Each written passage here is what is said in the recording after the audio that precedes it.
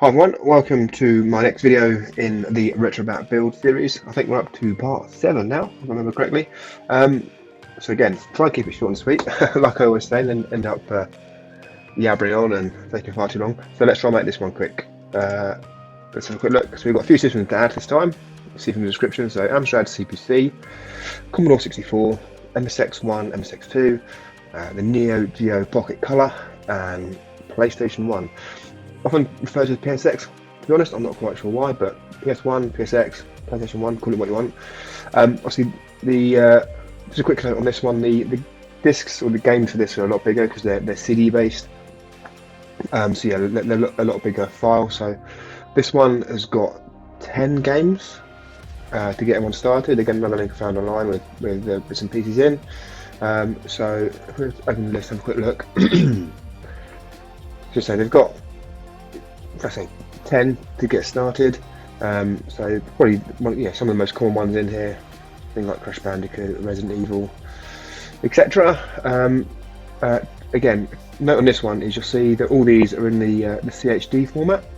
Now, depending on obviously you've got this set here. If you've already got some you want to add, or you source some from elsewhere, back up your games that you own, of course, then you may have them in other formats. You may have them as ISO files, or you might have them as bin and queue, which has got a whole bunch of files. Excuse me, I'm a bit under the weather at the moment. You can probably tell from my voice. And they're basically images of the discs in kind of I guess original size. What CHD does is actually compresses it, but it's what they call lossless compression. So CHD actually stands for compressed hunks of data, and it actually originated with MAME and the arcade emulator. So obviously older arcade machines had all the code on ROMs, on circuit boards, and then as games developed and got bigger and had more data, and obviously putting all that on ROMs could be quite expensive. They started going to put in hard drives or CD drives inside the arcade cabinets to hold more data. So you'll find a lot of the main games started to have the ROM files, but then a corresponding CHD file to go with it. Like I said, I use the CHD format because it basically takes that image of the hard drive or CD and compresses it without losing any quality or data. Because you can get some compression tools for ROMs and ISOs that kind of take out any blank space and take data that doesn't need to be there. But obviously then you haven't got a one-to-one copy of the original image, whereas CHD you do. You don't lose any data or quality, but it does compress it really well. So yeah, I've got, these ones are all CHD already. I'm just going to show a quick example of how to compress or how to change or convert from either ISO or, in this example, bin and queue, and you'll see that you save a lot of space. So, depending on the size of your collection, or you're maybe trying to put it onto a smaller device with not much storage, you put it on CHD, roughly I've seen sort of 50-60% saving. That's how much it compresses it by. So just before we get into doing the games, just to do a quick example of that. So I've got here a copy of Mortal Kombat. So in here you see this is in what they call the bin and queue format. So all the bin files are actually audio tracks that are stored on a CD. Obviously this was a CD originally, so it would have been just like like a CD was have audio tracks on it to play, and then you have a queue file which basically tells you where all the data is. So some of these would have been audio tracks, some would also have been data tracks as well. So that's the bin and queue file, and you can see as well there's a whole bunch of files. The other advantage, if you convert it to CHD, you end up with a single file, much easier to work with. So I've got these batch files here, which I'll include obviously in a separate link in the description. So CHD man is the manager, the exe that comes with MAME to actually manage CHD files, either uncompress and compress or convert them back and forth, etc. And I've got here two little batch files, two little scripts that will basically do anything for you. This one, if you've got ISO to CHD, obviously by the name. This one's for bin and queue. So all you do, if you've got an existing game like this Mortal Kombat, just grab the corresponding batch file, and obviously the exe, which does the work for you. And I'm just going to do right click and copy, go into the game folder. Oh, let's just try and right click paste. Now all I need to do is double click this file here. I mean, if you're doing ISOs or multiple games. If you stick them all in one folder, stick all your ISOs in one folder or your bin and queue in one folder, double click this, and what this batch file literally does is looks in the current folder, looks for anything that's so this one looks for anything that's in bin and queue format. The ISO one looks for anything in ISO format, and then converts it to CHD for you with the same name. So it's pretty easy. I'll double click it because you can, rather than open it, you'll see it when it runs what it does. So it's looking in this folder. So this is a little bit of standard Windows script, I guess. Anything in the stock queue, then do chdman.exe, create a CD, input file is the same variable, output is the variable with a CHD on the end, and that's it. So this is the command running. So CHD, create a CD, input is Mortal Kombat.q, output is Mortal Kombat.ched. So see it's going through now. It's so there's the output file, there's the input, and here's actually going. It's pretty quick. So we're over halfway already, and you can see it's compressed it by over half, so over 50% compressed. So yeah, all in all pretty impressive. So like I say, as you can see, it doesn't take too long. And if you did have a whole folder full of games that were in the other format, you can literally just double click this and leave it to run. It will work its way through the whole folder and do them all for you. And then once you're finished, you can just grab all the CHD files and you can get rid of the bin queue once you're happy that everything's working, obviously. So now if we look in here, we've got our CHD file, which is 300 meg. If I do just a Control A for everything, and then minus that one, you see the size there. Obviously we've got a couple of little batch files which are tiny, but 550 meg, it's gone down to 300. So you can see, you can imagine you do that in your whole collection, you're going to save a whole bunch of disk space. So that was it really. Like I said, I'll include a link to those that exe and those batch files in the description, so you can have a go if you want.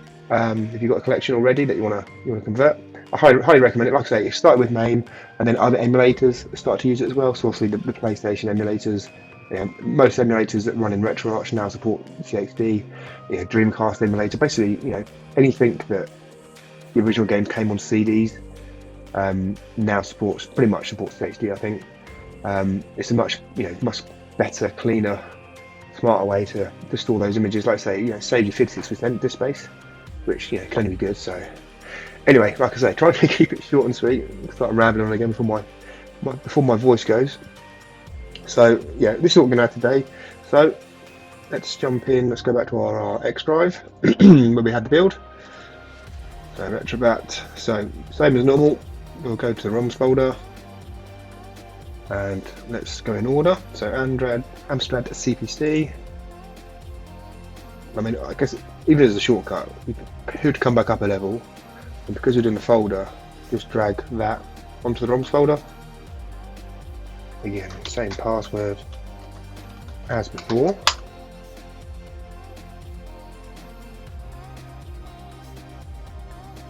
And I'll copy it in, and just to confirm, go to ROMs, go into Amstrad. There's all your games, game list, and all the artwork. So let's just whiz through the rest.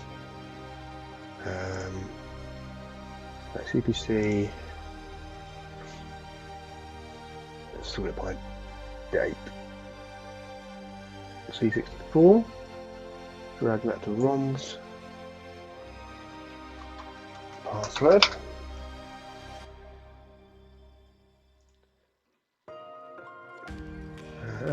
MSX. Drag that to ROMs. I wanted to include the PlayStation as well, as I had a comment in one of the videos that someone had issues trying to get it to run. So let's see what happens when we get to that. Drop it there.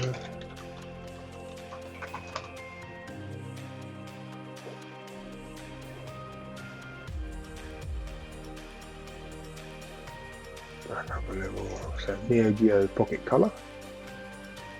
To ROMs.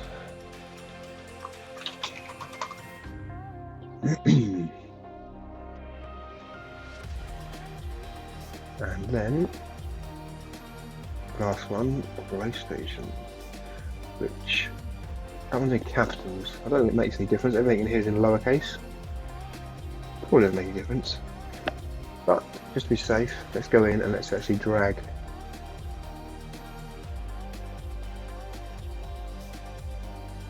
it over like that.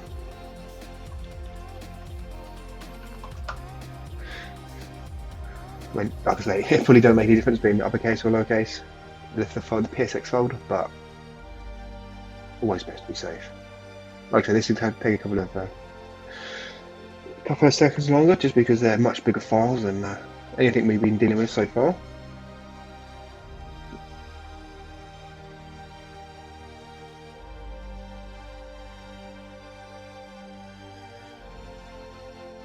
Coming across.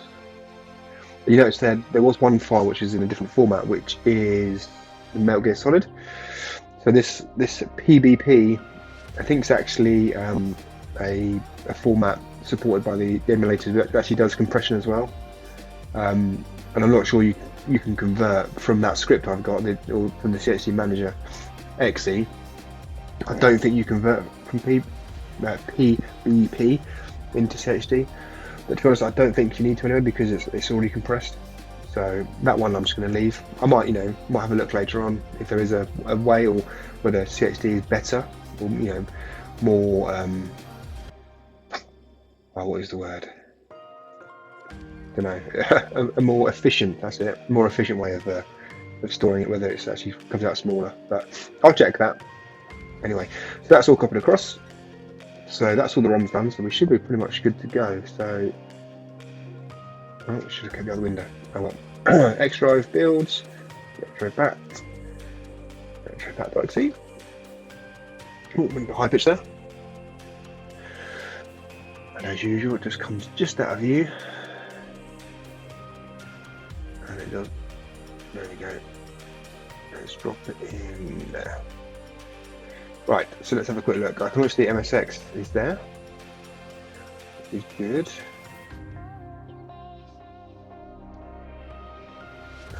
This is the stuff available already.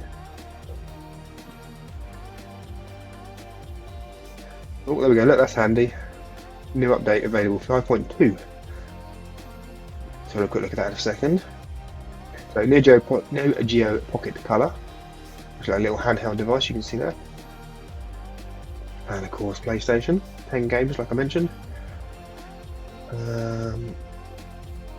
Let's just double check that. So yeah, Amstrad CPC.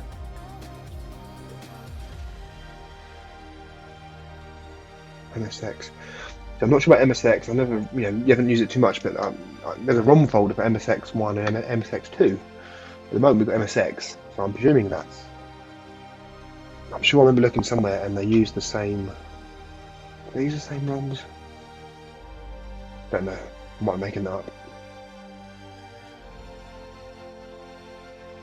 That's something I probably need to check. But anyway, it's added MSX1, which is good. So let's double check that wasn't any more, was there? Let's double check that. Losing track now. Just double check those. So yeah, Commodore 64, MSX, Neo Geo Pocket Color, and PSX. Okay, so I think that's everything there. I can't see Commodore 64 unless I'm going blind.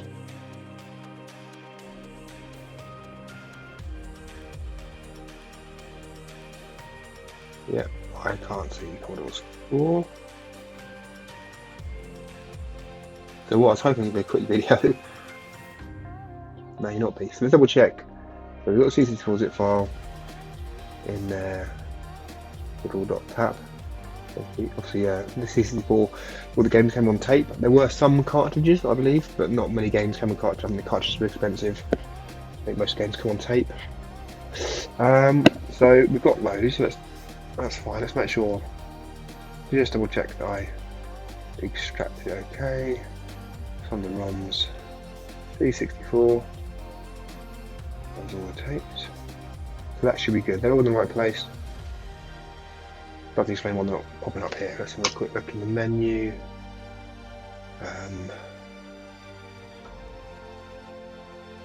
No, big game settings on it. That's what they aim just to make force it to check. Amstrad.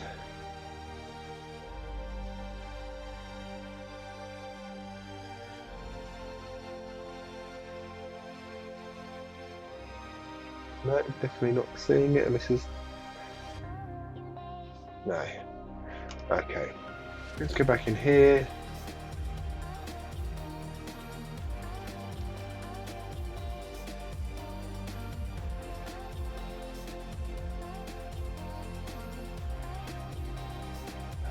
Configuration, no. Pretty sure that's not what I'm looking for. I'm looking for this section where you can hide certain systems if you want to. Section, no, don't want that one. Folders, don't believe it's in there. Oh, game collection saying so systems displayed. Everything's ticked. Cool. Yeah, I can't see. Just in case I put that on. I can't even see Commodore 64 in the list, which is odd.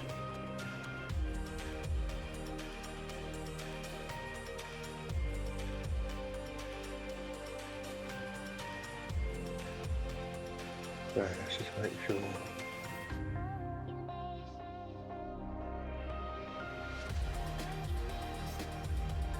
There's the ports back. No, not there. But let's have a look then. Okay, so let's go back into game collections. Let's just turn the ports off. I mean, obviously that's my preference. Up to you if you want that on or off. I think that's what I turned off in a previous video. So let's just quit out. And let's check. So within RetroBat, let's check this back GUI. Again, that we've done before. I think when we were adding Amiga, we had to check the extension was there. So yes, systems, what system? C64. Yep. See, for some reason, .tap is not there. So let's add TAP.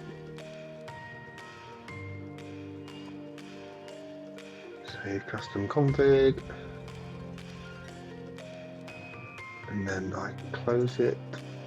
Reopen RetroBat. See, .tap I think is the most common format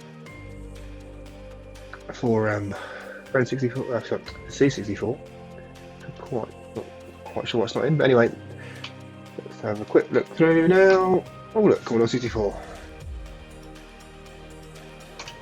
Awesome. And there we go. So just before we try any games, let's just, obviously this update's available. So let's have a quick look at that while we're here. So if you want to do the update, I mean, normally updating to the release version is pretty safe. Obviously the option, let's go to updates and downloads. There's the, I think I covered this in the first video, but there is the option to update to latest beta if you want to, or stick with stable. And obviously, if you stick with stable, you're pretty safe. But it's tested as in beta. Lots of people test it. They do fixes, and then when they're happy with it, they'll release stable. And obviously, for each release, there's fixes, and maybe new emulators, systems supported. So, and if you wanted to do the update, you just hit go on here, and it will just start downloading the file. And then once it's finished, it'll say please restart, take effect. So I won't do that just now. Obviously, make the video far too long. Maybe I'll do a separate video just doing the update. Might be of interest to people. So the thing I was going to suggest, actually, while we're doing that, let's open up this. Try and grab the corner on the screen. So let's just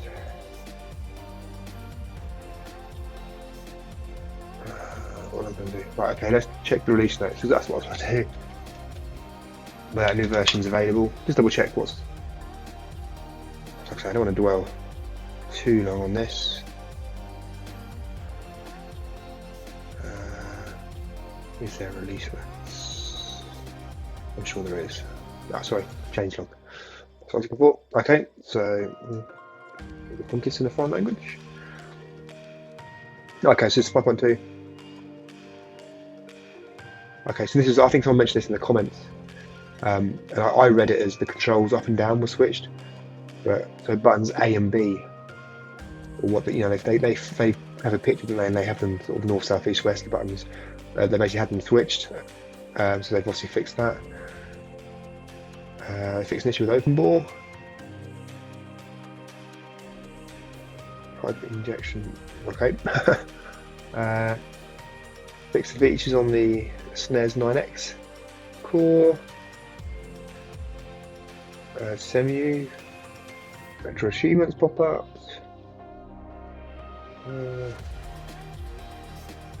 Remove some non-working stuff. Fixing the BIOS. Okay, so there's additional cores and systems been added here. So JU CD, Commodore PET for the Commodore C++, others, and the Coleco. So yeah, Archimedes.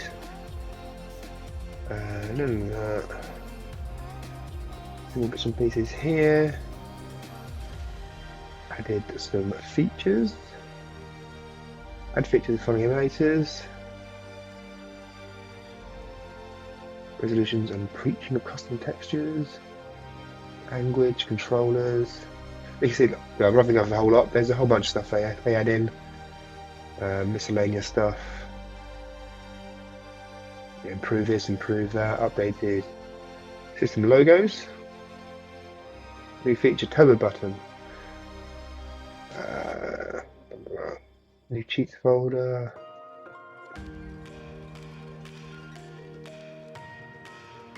Anyway, yeah. So it's always worth just double checking this and see what's added or see what's fixed. I tend to just update anyway and just trust them that, you know, I don't think they've ever taken systems away in any updates.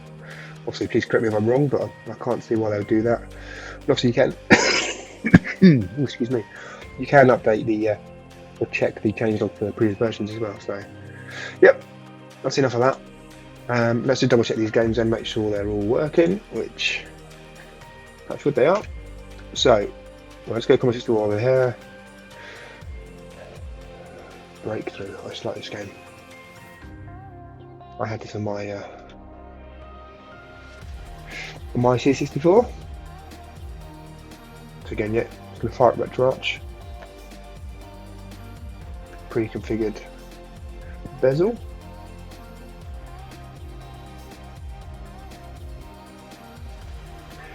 Yeah, I'm pretty sure for those who didn't have a C64, you know, or are too young to remember, but yeah, you literally had a cassette tape with the game on, and you put it in and you press play and pause, I believe, type in the command on the keyboard, to, you know, the load command, and it would then cook the tape into life.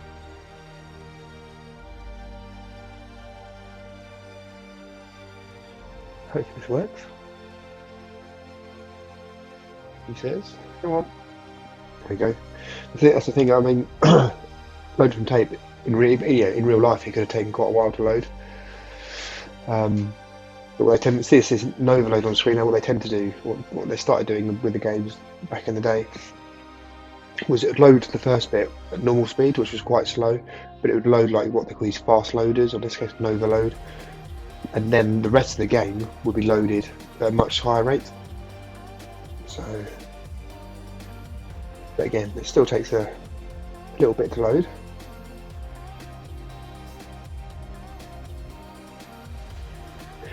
It's possible the options in the emulators to speed up this bit. You can do similar things with systems that use floppy drives, like the Commodore Amiga.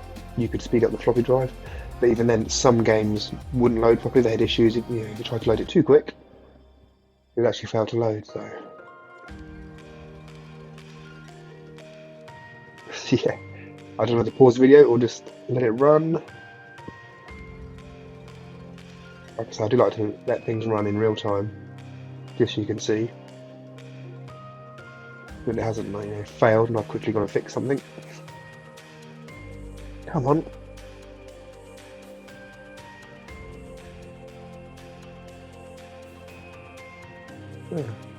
Feel free to talk about yourself. Come on, anytime today.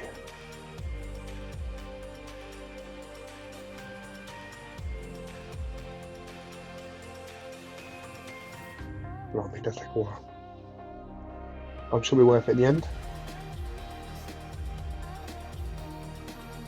Now, the other thing back in there as well, you'd sit there loading the game, and if for whatever reason you had a dirty head on the cassette player, or whatever reason, a bit of fluff or hair in the tape and it didn't read properly, or you'd left it too near a magnet or something like that, and it wiped off the tape.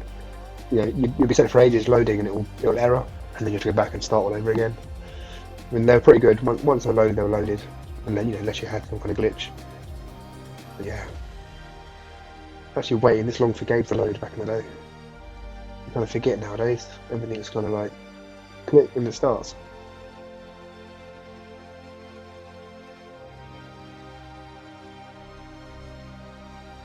Please, come on.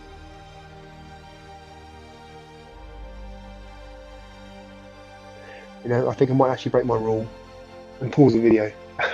I'm sure as soon as I pause it, it'll load, but I'm gonna quickly pause it now, and I'll restart once it's loaded.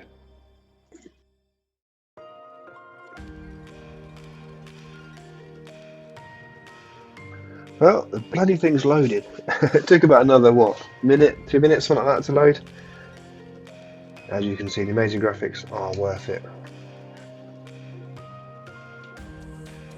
Oh, I've got the keyboard. I've got the key set up. I if I just started on plain yellow and then... Yeah, I haven't got the key set up, but it is working. I haven't got the controller turned on either.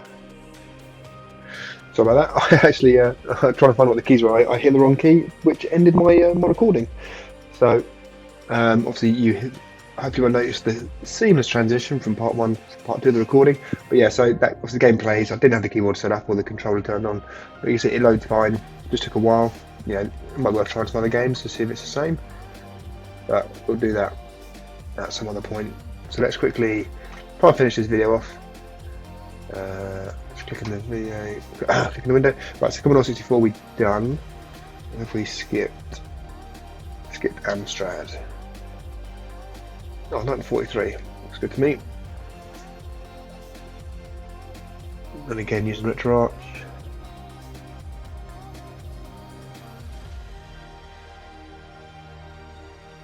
Loads quicker. Oh, that's in French.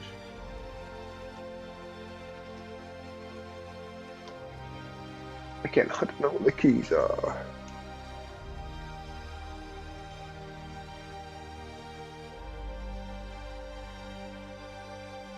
Standard keys, are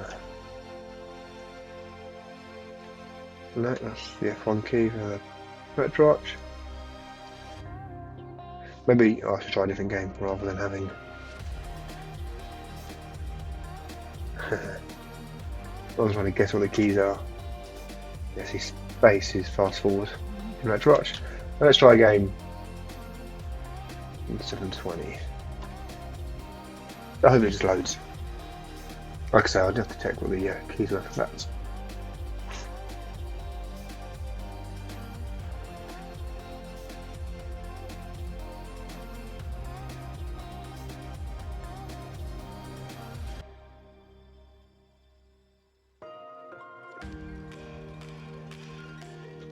And here we go.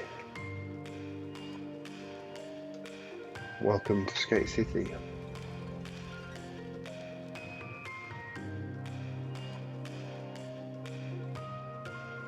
Oh, nothing about that. Anyway, that works. This is simply playing badly. Close that. Let's come back out. So Amstrad, looking good. Never had an Amstrad, but Commodore 64. So MSX. Right, so 1942 on here.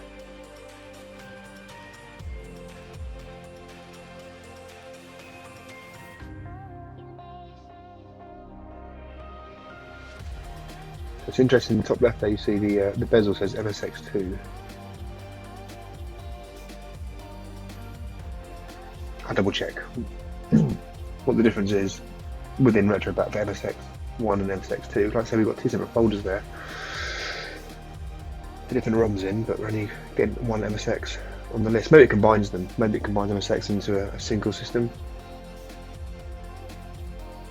I don't know. That might be the answer. There we go.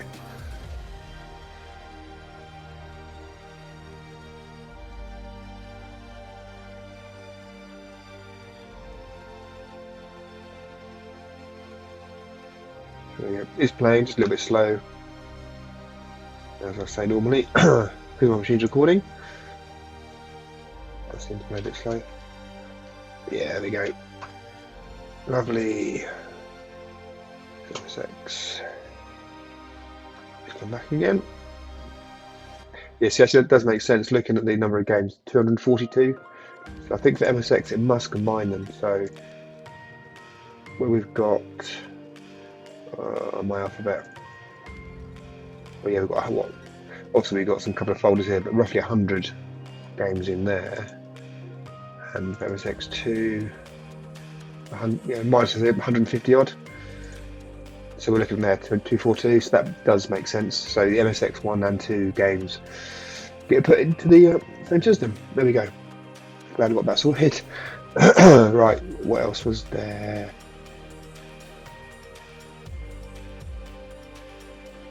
Yeah, Neo Geo Pocket Color. So quick switch in here. But yeah, a lot of Japanese games in here. Bit of Pebble Puzzle. Yeah, again, Retro Arch Core. Nothing to do. Good.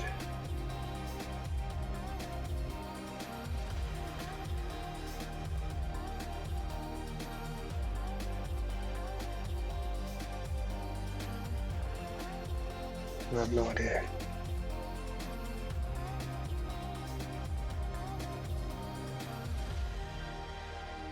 Oh, good shot. Anyway. Next up here.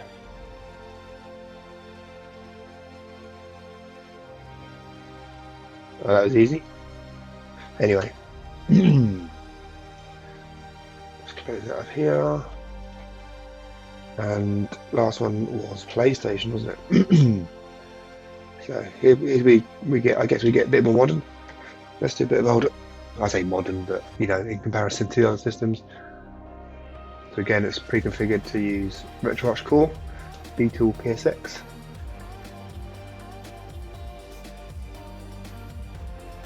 Just see if we load first time.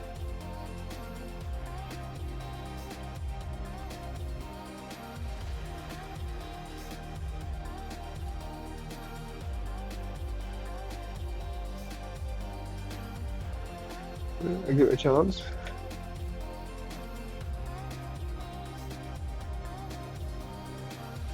There we go. Like I say, it's running a bit slow again because I'm capturing at the same time.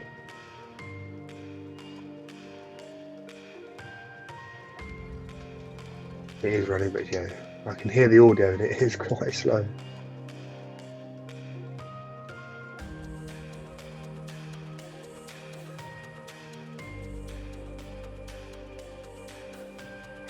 But trust me, it's loading.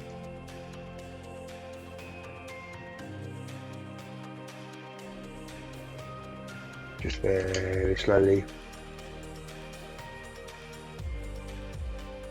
Which is a shame.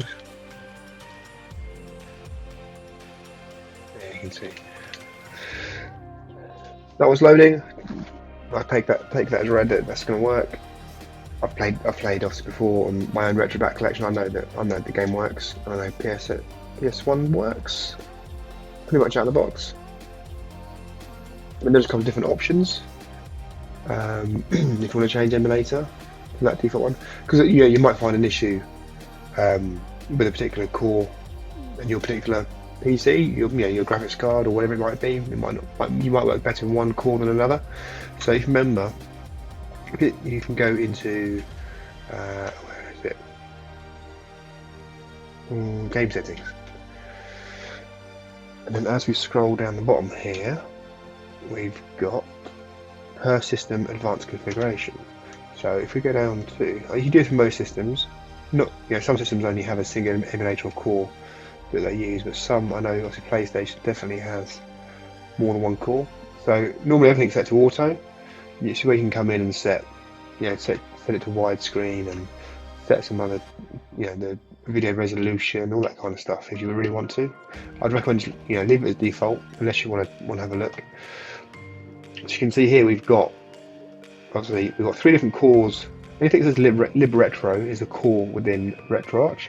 So it was using that top one by default. We've got Swan Station, Duck Station, is X-Ray Armed, and obviously Duck Station you'll see there is a separate standalone emulator. So just for a laugh, let's pick that one and hit back. And all that means now is that whenever you run a PlayStation game, it will use that one instead. But obviously you can then go to a game itself, hold down the A button, and go to advanced game options. So for this game only, I could say, well, actually for this game, I want to use that one. So obviously you might get a bit of a muddle. You're thinking, okay, my default is this, but these games use this one. These games use. So you could get yourself in a bit of a muddle. Probably best to leave all your games running on the default or on one, rather than sort of confusing yourself. So I'll leave this on auto where it was. Let's go to Crash Bandicoot and just try that again, because now it should load in the external Duck Station. See, and this is the good thing about RetroBat. So I tried to do that and it's saying we haven't got it installed. So I'll install it for you. I'll download and install. Oh, it's launched it full screen, so I'm not quite sure how this is going to capture. It's just, I say first launched there, it's auto formatted a memory card. Obviously, for those that had a PS1, you did have like a little memory card, little 8 meg. I think they did 16 meg as well, maybe, but like a little 8 meg memory card that actually plugged into the front of the PlayStation. That's where your save games went. Let's see. Hopefully this is captured okay. Like I say, for me it's running full screen, which tends to work not very well for me. But hopefully you can see it's okay. You can see the graphics now are a lot smoother. It's smoothed out all the jagged edges by default. These are settings you can go in and change and upscale. PlayStation 1 is really good for upscaling because it's done this automatically and it's kind of, I don't know, really modernised the game.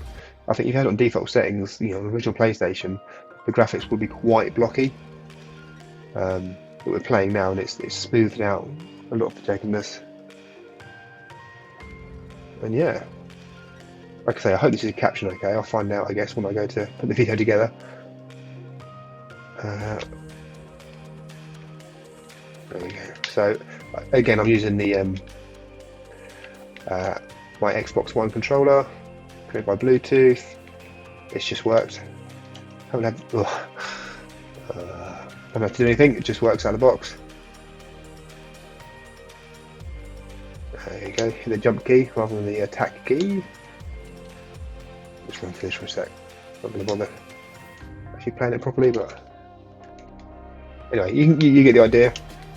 That works fine out of the box, which is good. Obviously, for me, it's playing a bit smoother as well, so that might be a good choice for you as well. As an emulator with Duck Station. So yeah, there's like I say, PlayStation added, so 10 games to get started, and obviously it takes a lot of space. So I might see if I can find a bigger collection somewhere. Somewhere that's got a bit more storage.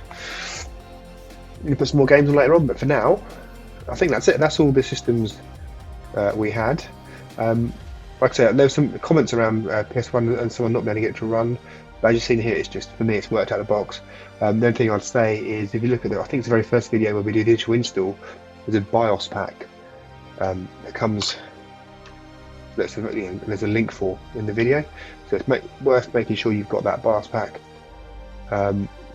It's in the video, but within the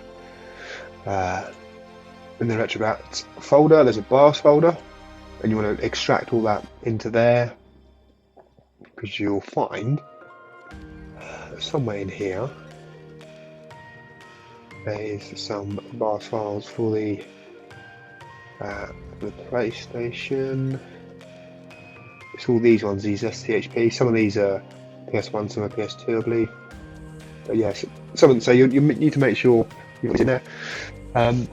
But like I say, apart from that, it should just work. As long as you've got those, it should work. Nothing else to configure. Like I say, you saw there that I changed the DuckStation as the emulator. Because it was installed, RetroBat prompts you to install it, which it does all pretty much seamlessly. So that's really good features, and that's something we'll end up doing more when we add more modern systems. So yeah, that's it for now. Like I say, hopefully that was okay. I said about in the beginning keeping it short, but hopefully the information on the CHD files compared to sort of ISO and bin and Q was useful. I definitely recommend doing that. If you've got collections already that are in ISO or bin and Q format, it saves so much space. But like I say, especially a bin and Q, it takes them and creates a single file for you rather than multiple files, which is good. So yeah, obviously that update as well. Like I say, I'll create a video probably just on doing the update because it's fairly simple process, but we'll probably want to bore people now sitting there waiting for it to download and then apply. So anyway, thank you for watching. Hopefully you guys are following. If you are, you should be. Systems should be coming along now. Quite a few systems added. Obviously, we're going to keep going. I think, like I say, RetroBat supports around 150 systems. It would be nice to add at least some systems, some games for each system, so we've got everything. That's we might get there, we might not. It might take a while, but also try to find some of those games as well. It'll be interesting with some of the lesser known systems. But anyway, yeah. Hope you're liking it. Hope you're enjoying. Please subscribe if you haven't already. Please spread the word. Tell your friends, tell your mates. Like I said, trying to get that target. I've got a target of 1,000 subscribers now. I've got past the 500. It's just past 550 now, I think it is. Right now. But yeah, 1,000 would be the next target, which would be great. If I could reach 1,000, it'd be amazing. But yeah, thanks guys, and I'll catch you on the next one.